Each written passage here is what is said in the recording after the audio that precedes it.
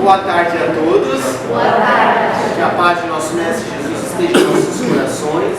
Vamos então dando início de mais uma das partes do nosso trabalho da casa, que agora é a reunião pública, onde estamos aqui todos juntos para ouvirmos palestras, para ouvirmos prédicas desses amigos queridos que vêm aqui. Nós estamos vendo que existem diversidades, diversos irmãos que vêm até aqui apresentar sobre Jesus, apresentar sobre a doutrina espírita, apresentar sobre o amor. E é muito importante lembrarmos de que a apresentação desses nossos irmãos são importantes tanto para eles quanto para nós, que todos nós aprendemos num conjunto, para sairmos daqui melhores, para quando retornarmos a casa, sentirmos melhores ainda. É um estado de evolução que temos que fazer. É como se fosse passar de ano. A cada reunião precisamos estar melhores. Chegará um momento que sentiremos sim as angústias, os pesares do mundo, e sentiremos muitas vezes uma prisão entre nós mesmos, entre a terra e o plano espiritual. Mas é necessário que estejamos lutando para isso, para podermos virmos, para podermos realmente lutarmos. As casas espíritas, as casas religiosas não servem para aprisionar as pessoas, servem para libertar. As casas religiosas servem para mostrar o caminho. Se queremos seguir ou não, depende de nós mesmos. Jesus disse que Ele era o caminho, a verdade e a vida, e só iremos ao Pai se fôssemos por Ele. Então Ele já deu a dica. Nós estamos aqui para, como espíritos que somos, também a caminho da evolução. Lembrando que não somos melhores que ninguém porque nos posicionamos a um púlpito ou porque estamos dando um passo porque somos médiuns. Somos espíritos também a caminho da evolução como todos. Ou seja, quando formos aproveitar uma oportunidade que seja, lembremos que ao nosso lado também precisa, ou tem alguma pessoa que precisa estar seguindo conosco. Não julguemos essas pessoas, mas auxiliemos-as para que elas possam seguir conosco, pois é isso que Jesus queria de nós. Jesus queria todas as ovelhas em seu aprisco. Jesus não queria que estivéssemos aparteados uns dos outros. Então, se estamos vendo um irmão em dificuldade, não importa a vicissitude, não importa o erro que possa ter cometido, estejamos de corações abertos, braços abertos, para que estejamos fazendo o que Jesus ensinou, amarmos aos nossos irmãos como a nós mesmos e a Deus acima de todas as coisas, para termos a oportunidade de evoluirmos e trabalharmos. Gente, hoje quem vai nos brindar com a palestra vai ser a nossa irmã Iracema. A nossa irmã Iracema é a palestrante realmente assim das quartas-feiras. Vem nos trazendo muitas palestras das quartas-feiras, nos traz muita ajuda, né? Porque de quarta-feira tem um pouco mais de dificuldade para trazer palestrante e ela vem nos ajudar aqui. Realmente é muito gostoso ouvir as palestras delas, porque a palestra dela, como ela mesmo diz, é pautada em Kardec, é pautada no Evangelho, é pautada na doutrina. Como dizia a sua mãe aqui na nossa conversa, não mude uma vírgula de Kardec. O que dizia Bezerra de Menezes, kardecizar sempre. Quando falava isso, não é para exaltar Kardec acima de Jesus de jeito nenhum, mas é para mostrar que ele é o consolador prometido. Tá bom, gente? E hoje, então, ela vai falar para nós o que fazer com o próprio sofrimento, o Cristo Consolador que está no Evangelho, tá bom, gente? Então fica à vontade, uma bela pauta aí para a gente aprender bastante, né? Eu peço a Jesus, José de Mococa, que nos oriente a todos, porque é um tema bastante delicado que a gente quer divulgar, né? E pertinente, acho legal, deu certo agora? Então eu peço que vocês todos fechem os olhos um instantinho, a gente pedir ao nosso Divino Mestre Jesus, ao nosso companheiro José de Mococa, que nos auxilie nesse momento para que a gente possa falar por esse tema tão delicado que é o que fazer com o próprio sofrimento. Que assim seja e graças a Deus. Tá? Bom, vocês sabem, todos nós que estamos aqui na Terra, todos sem exceção, passamos por algum tipo de situação conflitante. Todos. E nós sabemos também que a família onde vivemos é o grande local de resgate. Né? Cada um de nós tem os seus problemas aí familiares, Às vezes, assim, é uma pessoa que se introduz na família e todo mundo que vem na casa espírita, de certa forma, traz alguma angústia. A gente consegue deixar de lado por algum tempo essa angústia que nós carregamos, né? Essas aflições, mas saímos daqui, como diz lá no capítulo 13 do livro Missionários da Luz, tem uma frase maravilhosa que ele diz assim: puxa, mas como é que eu vou fazer? Eu estou sofrendo e nem sei o porquê. É justo isso? Que é o que acontece conosco. E por mais que a gente estude ou aprenda na casa espírita que existem as causas anteriores das aflições e as causas atuais, a nossa mente, o nosso espírito, tem dentro de si toda a felicidade em estar aqui na Terra para receber aquilo que nós precisamos, quer dizer, cumprir aquela encarnação que foi tão planejada. Mas a nossa alma esquece disso. E aí sofre e entra em conflito. Baseado nisso, os mentores então pediram para a gente falar de onde está vindo tudo isso e tentar esclarecer um pouquinho. O nosso planeta é um planeta jovem, aqui a Terra. Né? E quando ele foi criado, vocês sabem que quem criou o planeta Terra foi o nosso Mestre Jesus, o nosso irmão maior.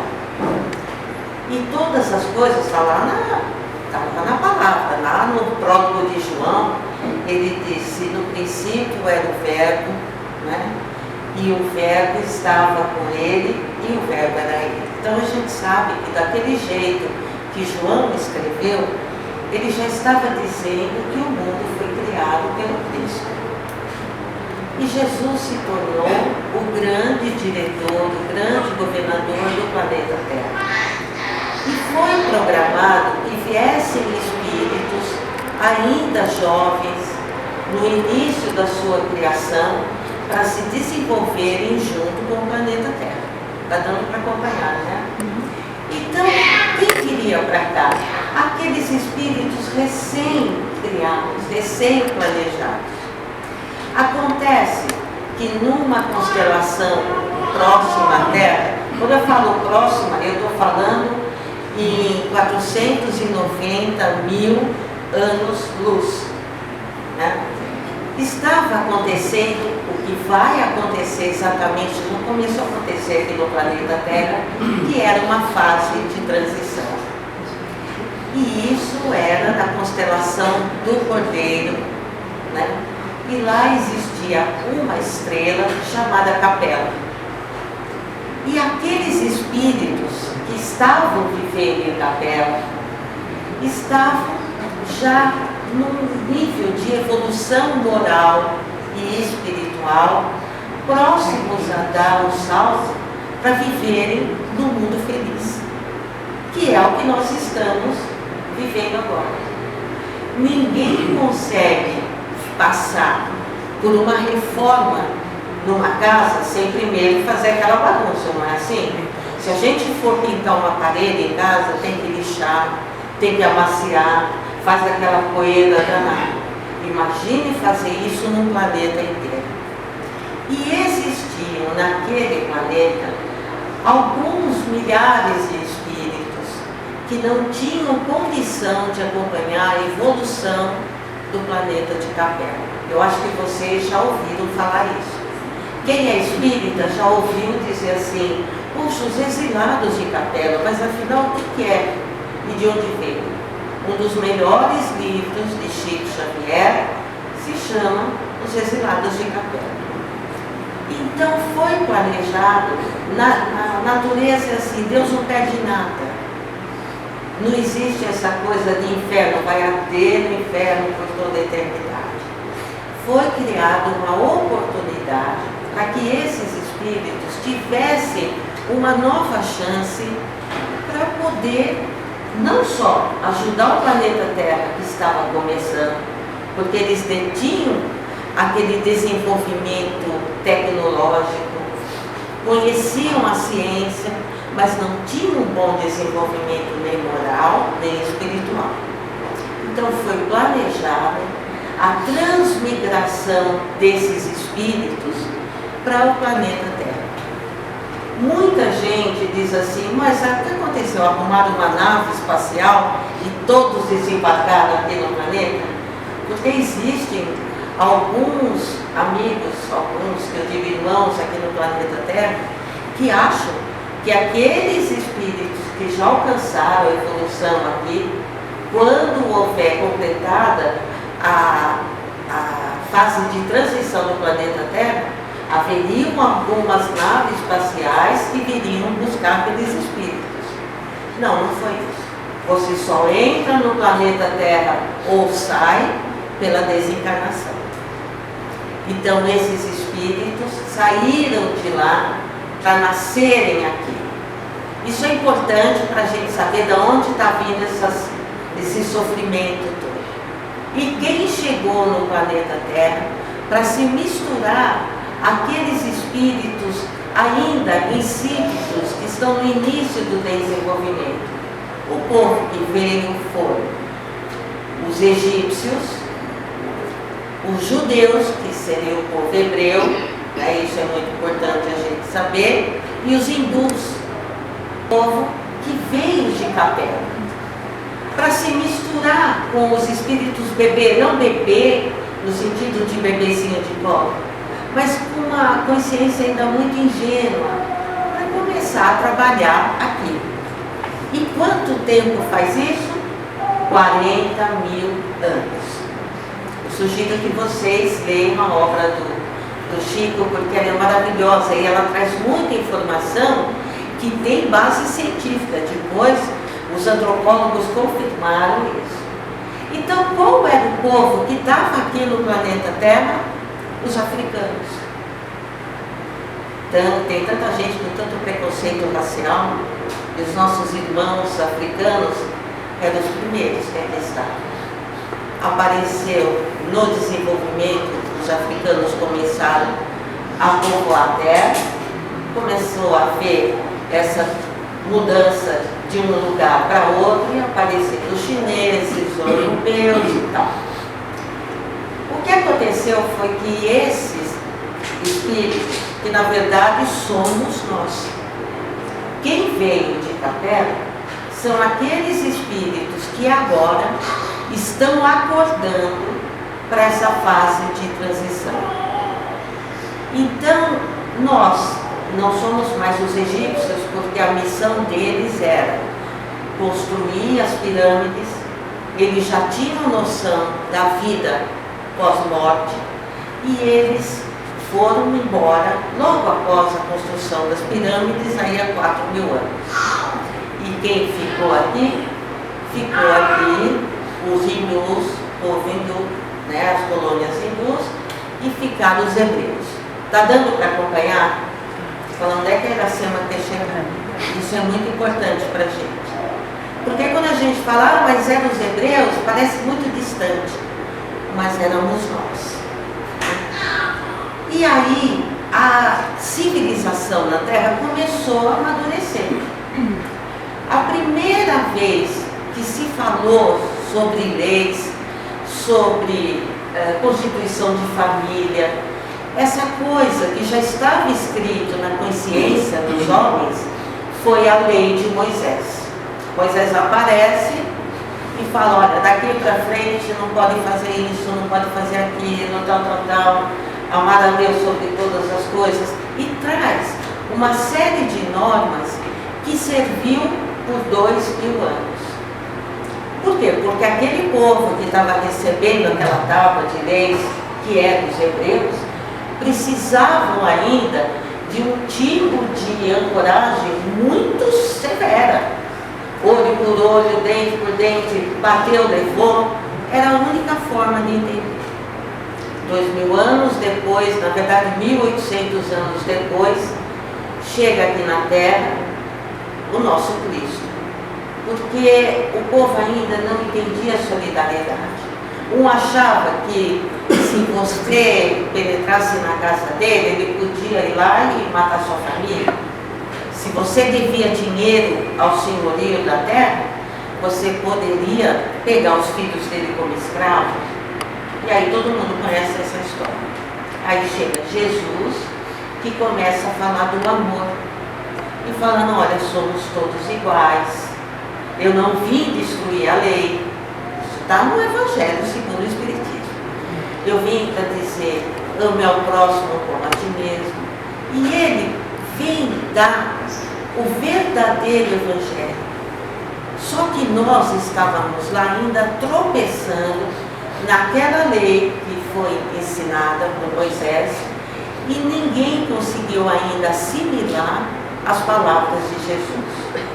Até que faltava uma chave, um fechamento para as pessoas entenderem. E aí aparece Kardec, que consegue a codificação das palavras do que Jesus falou. Isso é muito bom para que a gente saiba por que nós somos espíritas. Ninguém é espírita só para vir aqui e receber paz.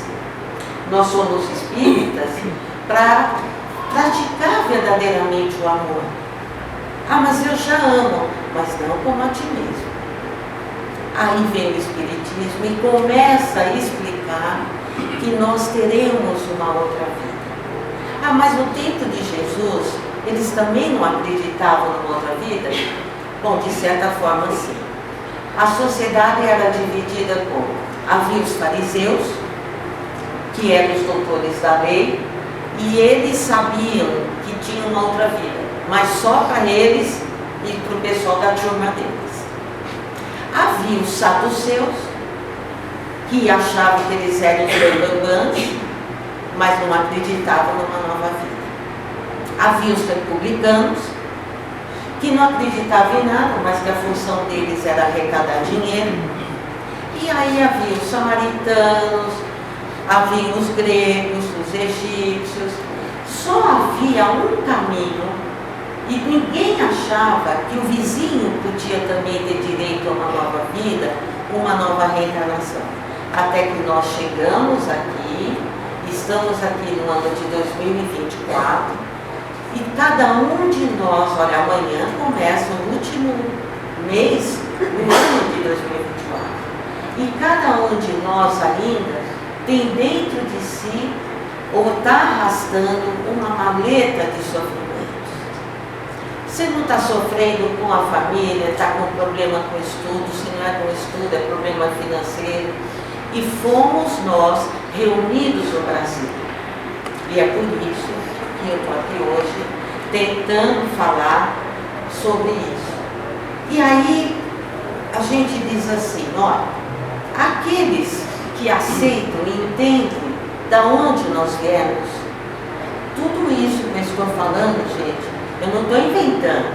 Isso é obra do Chico, é obra de Kardec, é obra até da Bíblia, mas que foi checada pelas grandes instituições universitárias e estudos dos grandes cientistas, que agora eu nem tenho tempo para estar discorrendo aqui e nem ao mérito da nossa palestra.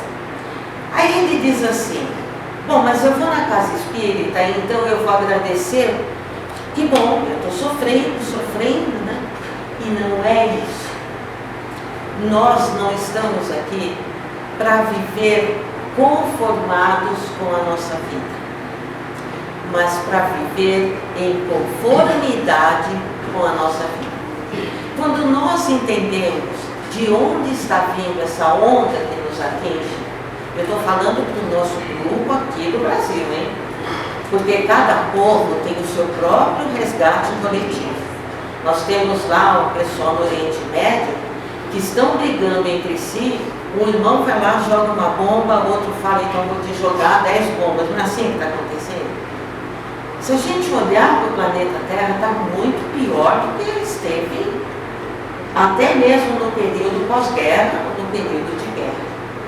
Está havendo, pululando aí, um monte de desentendimentos. Até na casa espírita tem desentendimento. Na rua, com o vizinho tem desentendimento. Você sem querer bate, fecha o carro, pronto, o outro que está lá no carro já quer puxa arma, isso aqui. De onde está vindo esse grau de agressividade? Né? Então, cada um de nós sabe onde o sapato está apertando. Aí que nós entramos no dia de hoje, tudo isso para chegar nesse pedacinho. E assim, então, diz lá no capítulo 13 do Evangelho assim: então eu tenho que ficar feliz por sofrer e nem saber por que eu sofro? É isso que diz o capítulo 6 do Evangelho. Eu não posso falar Evangelho segundo o Espiritismo, porque ele é o Evangelho do Cristo, né? E aí vem Jesus, que é o Cristo Consolador, que se manifesta através de todas as circunstâncias possíveis, através do Espiritismo, e faz a proposta: olha, o meu jugo é leve. Quer dizer, ele pode ser melhor do que você diz, se você começar a entender que esses dias passados aqui na Terra, os dias passados ao longo da família, os dias de solidão, os dias de aperto financeiro, terão uma utilidade no futuro. Cada um de nós está vivendo alguma coisa que nos será útil no momento seguinte.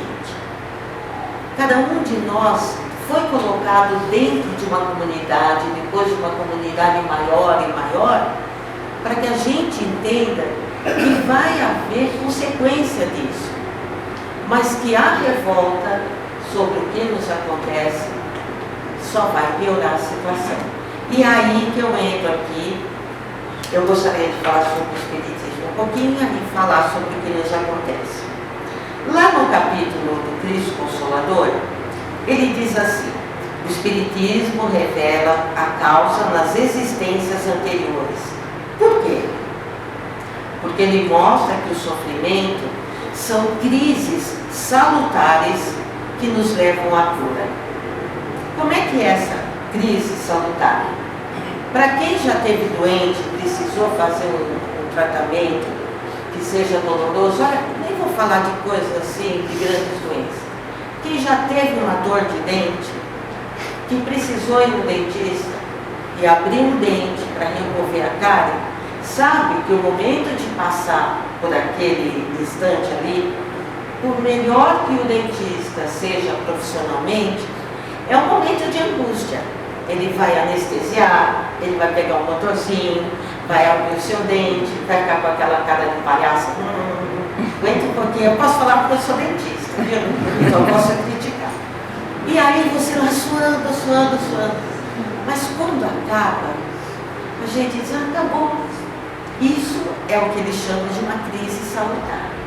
Se a gente for ampliar isso, e você olhar, por exemplo, para aquele seu marido que chega em casa e está tropeçando, bebeu muito, vem nos maltratar, e conseguir enxergar para isso com os olhos da eternidade, e começar a tentar entender de que maneira ele veio parar do seu lado. Alguém tenha colocado um revólver na sua cabeça e te fez casar com ele, foi uma livre escolha, não é verdade? Que aquela falta de valor financeiro para pagar, por exemplo, um monte de carnê que a gente tem, foi uma livre escolha. Às vezes você emprestou o nome, o cartão de crédito para a vizinha, para ela comprar alguma coisa. Às vezes a gente emprestou o nome para ser fiador para não sei quem. Às vezes foi o filho que falou: mãe, me empresta metade do seu salário que depois eu devolvo. Se a gente parar para analisar com os olhos mais racionais, sem essa parte do ó vida, ó dia, ó azar, nós vamos enxergar que essa causa, ou ela tem uma origem pregressa, quando nós não ouvimos os conselhos, ou nós podemos enxergar com certeza que tem alguma coisa de vida passada. A maioria das pessoas que nos causam aflições hoje foram designadas para a nossa vida para que a gente pudesse ajudá-los e nos ajudar também. Então, aquele momento que você não bateu no marido, não xingou, não falou, que você colocou ele para dormir um pouquinho até passar aquele momento da bebida, para conversar com ele depois, sem colocar ele lá no chão, também é uma forma de caridade. Aqui no Evangelho continua falando. Para você vencer isso, é preciso ter fé no futuro e não ceder à dúvida. Porque muitas vezes a gente diz assim, olha, minha vida não vai dar em nada. Será que existe mesmo esse Consolador? Poxa vida, mas tudo que eu estou passando agora, quando vai acabar? E o Consolador prometido para o homem, né? Saber de onde ele vem. De onde ele vem? A gente pensa que Jesus está sentado num trono, olhando para a gente, esperando o momento de voltar à terra. Gente, o Cristo está aqui. Ele está aqui no momento que a gente fala da palestra, quando a gente ouve uma boa obra, quando nós ganhamos tempo, não é perdendo tempo, ganhando tempo, estudando um pouco, saindo alimentados com o que é dito no momento de construção. Então, não adianta, Jesus não vai vir com a espada montado no cavalo, porque ele já está aqui. E quando ele esteve encarnado, ele falou, olha, eu vou, mas eu vos mando o Consolador. E eu já ouvi uma pessoa certa vez dizer que o Consolador era o Kardec, mas não é. O Consolador é o Espírito que tem o Espiritismo. Quando a gente consegue olhar os olhos da eternidade, e que a gente entende que aquilo vai passar, e que quando nós nos entregamos à caridade, as coisas começam a melhorar. E a gente começa a entender que naquela angústia, na nossa solidão, por exemplo, nós podemos sair e fazer alguma coisa em benefício do próximo, né? Aí ele diz assim, então se o Cristo está na terra, o que acontece? Bom, quem tem na consciência os verdadeiros princípios da lei de Deus, tem que deixar aflorar isso. Porque nós sabemos que nós já trazemos do nosso espírito a paz e sabedoria no espírito, mas a nossa alma fica perturbada, porque nós nos distraímos, gente, com as coisas que não são positivas. Por que a gente diz que nós, no nosso espírito, nós já sabemos que viemos com alegria? Porque a nossa reencarnação não foi ao acaso. Ela teve uma proposta, foi estudado. Nós pedimos para isso. Eu ouvi uma palestra do Divaldo recentemente, antes ele ficar doente, e o Divaldo disse assim, a população de espíritos designadas para o planeta Terra é de 30 bilhões de espíritos. Nós temos encarnados quase 8 bilhões. Qual é a fila de reencarnação? Não precisa ser muito bom em matemática. Olha o que tem de gente precisando encarnar. E a gente, muitas vezes, fica assim, o que eu estou fazendo aqui? Podia ser melhor. Podia não. Nós temos que passar pela prova louvando ao Senhor. É fácil fazer? Não. É fácil falar.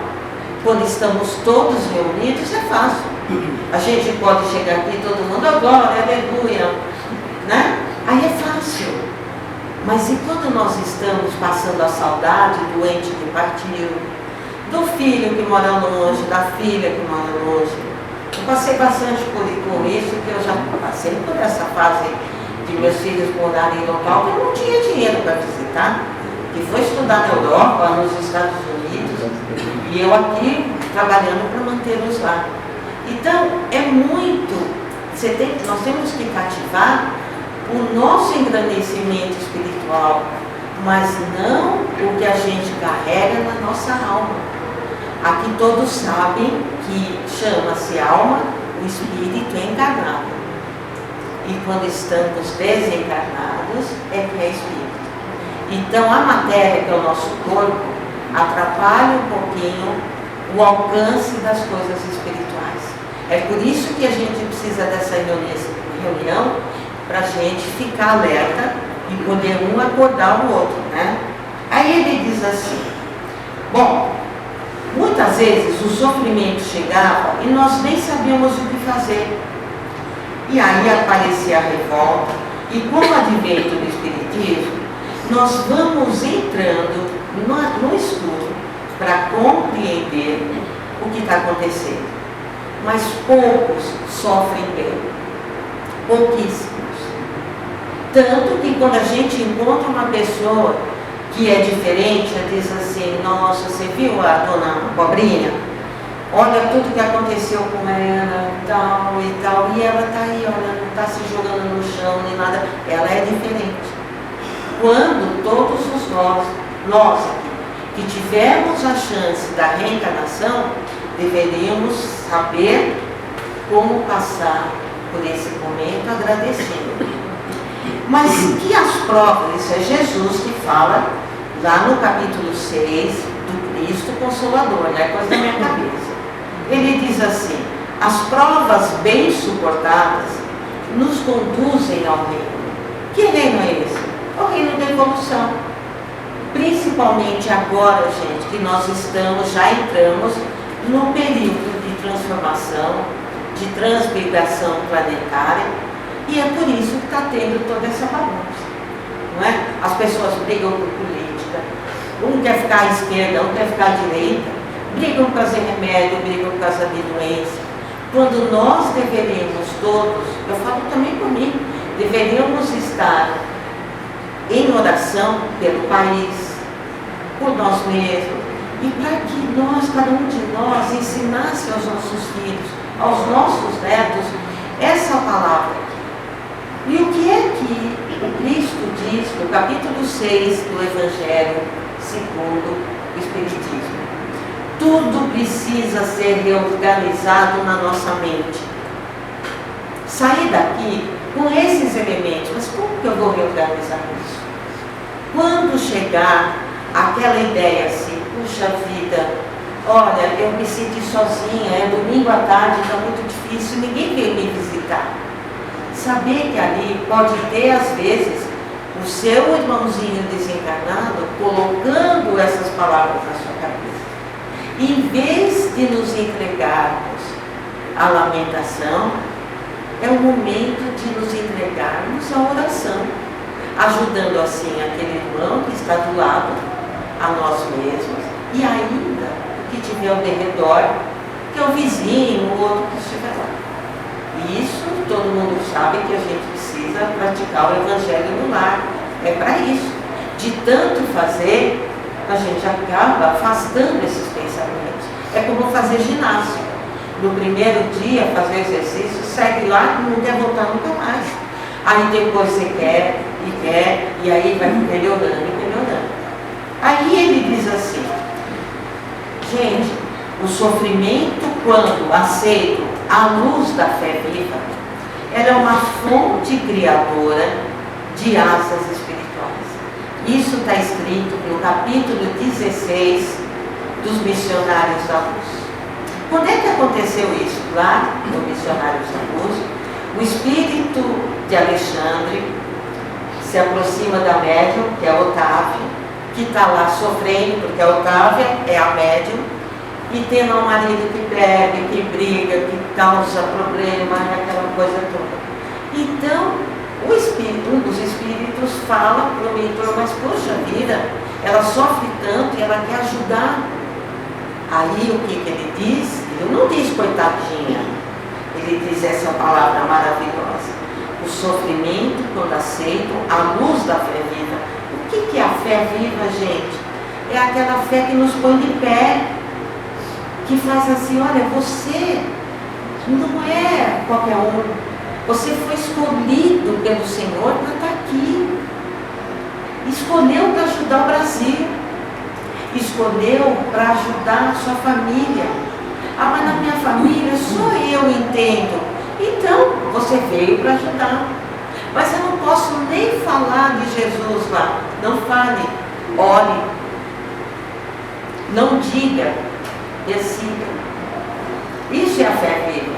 Quando meu filho esteve no hospital, muito doente, há pouco tempo, eu levei o outro filho que ele fez um transplante, meu filho doou a medula. Foi uma situação muito triste. Quando eu saía da madrugada, 5 da manhã, eu encontrei o meu filho, o terceiro, tem um monte de filho, né? Meu filho do meio, ajoelhado no estacionamento, orando pelos irmãos. Porque ele não foi escolhido para doar a medula, mas o outro foi. E enquanto houve a internação do meu filho, e enquanto não pegou a medula, ele estava todas as madrugadas lá, porque ele trabalhava, não tinha como ficar lá. E não tinha como, porque era um ambiente absolutamente através da oração. E foi isso que Jesus veio fazer. Ah, mas eu estou aposentado, eu não faço mais nada. Arrume o que fazer. Vai ser voluntário. Ah, mas eu não aguento, é longe de casa. Vai varrer a rua do vizinho. Tudo isso afasta aquelas entidades que nos prejudicam e nos dá força, gente, calejamento na mão, no espírito, para a gente pegar aquele sofrimento nosso e já sabemos o que fazer. Como eu não tenho muito tempo, eu pedi para a Sandra autorização para ler uma psicografia recebida no dia 26 de 11, na Casa da Prece, que é a casa, uma outra casa onde eu estou. Quando o Rafael me autorizar a ficar só aqui, eu vou ficar aqui, né? Está autorizado. Ah, mas eu queria muito que vocês ouvissem, por favor, em detalhe, o que o Espírito fala. Chama-se Chegadas e Partidas. Caros irmãos, entrastes na vida após estudada preparação. Abençoada seja a oportunidade. Tantos outros ainda esperam por ela. O temor que advém com a idade adulta, sem alicerces do Evangelho, produz experiências dolorosas. Gente, precisa do Evangelho, precisa da oração. Olha que frase linda. Linda e verdadeira. O temor que advém com a idade adulta, sem alicerces do Evangelho, produz experiências dolorosas. Já passou o tempo de alimentar-se de leite. É chegado e necessário o alimento sólido. Alimento do amor que se apoia na fé e caridade. Muitos se entregam conformados às mazelas que arrastam. Queridos, o Pai não pede a conformação, e sim conformismo. Aceitar as experiências redentoras faz parte da mudança que deverá permanecer na mala na hora da sua partida. Irmãos, levante a sua cruz e não arraste. As ferramentas estão disponíveis. Permaneçam na luz do Evangelho do Cristo, que é o nosso bem maior e é o nosso irmão, Cristo Jesus.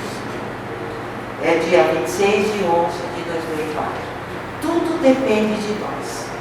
Nós pedimos, viemos, é difícil, mas arrastar a cruz não vai nos levar nada. Tem que levantar e seguir em frente. Então eu peço a vocês, meus irmãos, por favor, leiam o Evangelho, estudem. Olha quanta coisa que veio aqui, que está nesse livro aqui, que já tem, acho que 180 anos, não é isso? O Evangelho? Tem, né? Então, ele é um compilado da palavra de Jesus. Uma das coisas mais bonitas que acontece na história do Cristo é quando ele já tinha desencarnado, já tinha ressuscitado segundo a história bíblica. Depois eu sugiro que vocês estudem a verdadeira história de Jesus, que é maravilhosa. E aí o que aconteceu? Os seguidores de Jesus, os apóstolos, tinham voltado a ser pescadores. Ficaram tão perdidos, alugaram o barco e foram pescar. E em alto mar estavam todos assim, desenchavidos, quando eles olham e acham e veem alguém na praia. E Pedro fala, não é possível, é ele, não sei o que, e chegam e veem que quem está na praia, e ainda, hein, fazendo comida para eles, era Jesus. Aí Jesus faz a seguinte pergunta para Pedro: ama-me? Pedro, você me ama? E o Pedro, eu amo. Aí o Pedro diz assim, Jesus fala, não, Pedro, você me ama? Aí ele diz assim, eu amo, Jesus, já ficando nervoso, né? Aí ele diz uma frase maravilhosa: se você me ama, não tire os olhos de mim, porque é daqui que vai sair a nova igreja. Qual é o segredo do nosso sofrimento? Não tirar os olhos de Jesus. Entrou no abismo, Jesus, eu estou aqui, não tire os olhos de Jesus. Cada um de nós já sofreu bastante aqui, já foi bastante atingido, cada um naquele calcanhar de Aquiles, sem saber o que fazer. E a resposta está aqui: você me ama? Me ama? Então não tire os olhos de mim. Gente, leve essa mensagem, por favor, faça o estudo, procurem estar na casa, fazer o evangelho no lar, frequentar os cursos da casa, que é para a gente sair levando na mala, na nossa partida da encarnação, esse bem maior, que é o que a gente fez conosco e com o próximo. Tá bom? Obrigada por